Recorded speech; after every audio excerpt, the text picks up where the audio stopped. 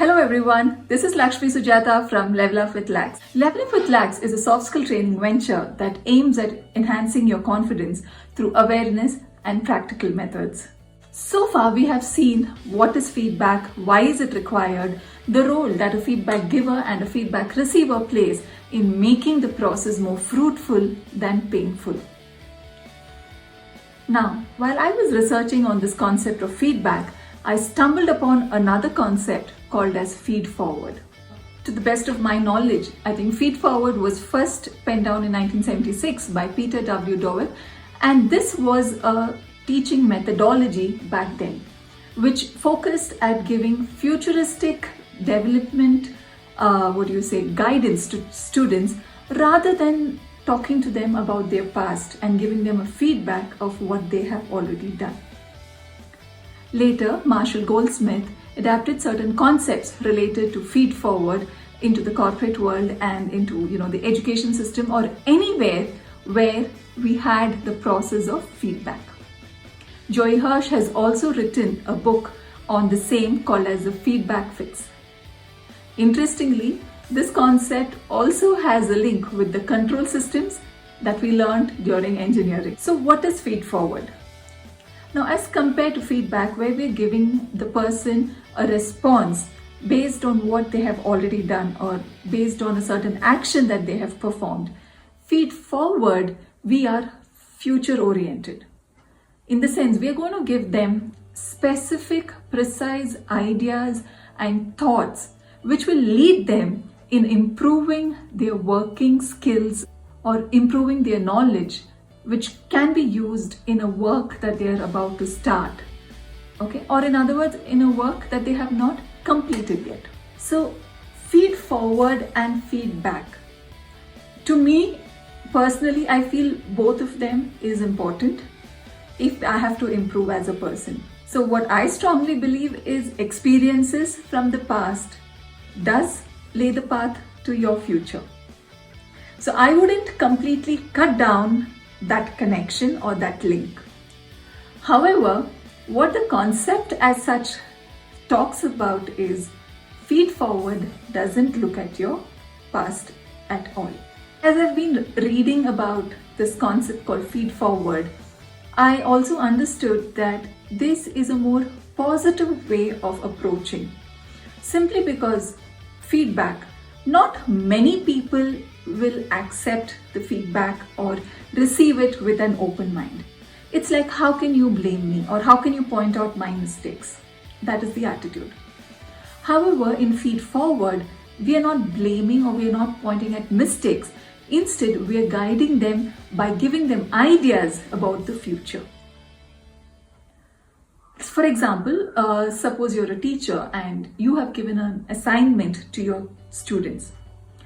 Instead of waiting till the assignment is over to evaluate or to give your feedback on certain things, if you can, beforehand itself, set expectation with the students saying that this is, this particular project, this is what I would like to see.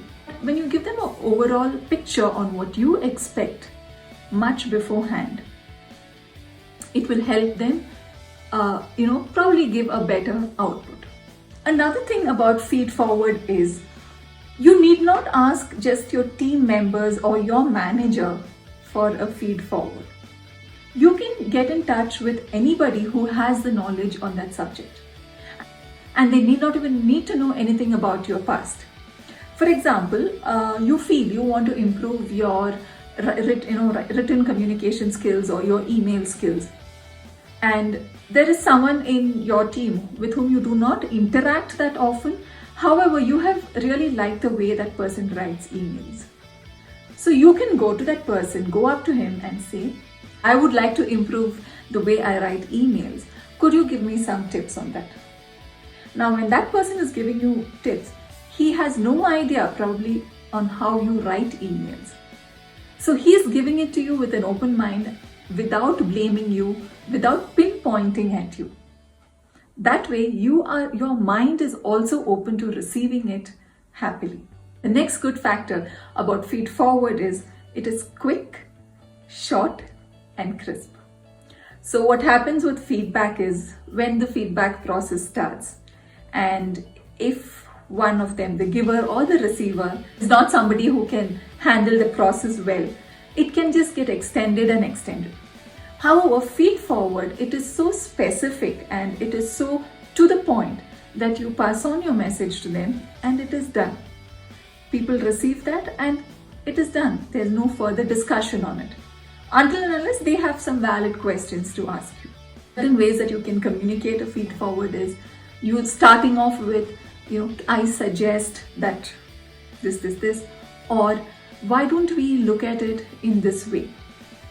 Or it can be that your idea is excellent. How about just adding this also, or making this change as well? So it's more futuristic. And as I said before, I'm also new to this word feed forward. And one thing I read is this needs a lot of practice. We have to consciously start practicing this regularly to master this skill. Only then, over a period of time, will we unconsciously start using, this method and the right phrases that needs to be used with this. So based on what I have spoken to my ex-managers who are right now in leadership positions across the globe, my friends who are in leadership positions, and trainers who train leaders, I was able to understand one thing about this term feed forward.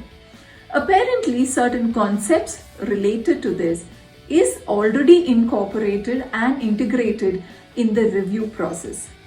Though it is not explicitly mentioned as feed forward, the concepts and theories are already in use. And a good leader would go the feed forward method than feedback method.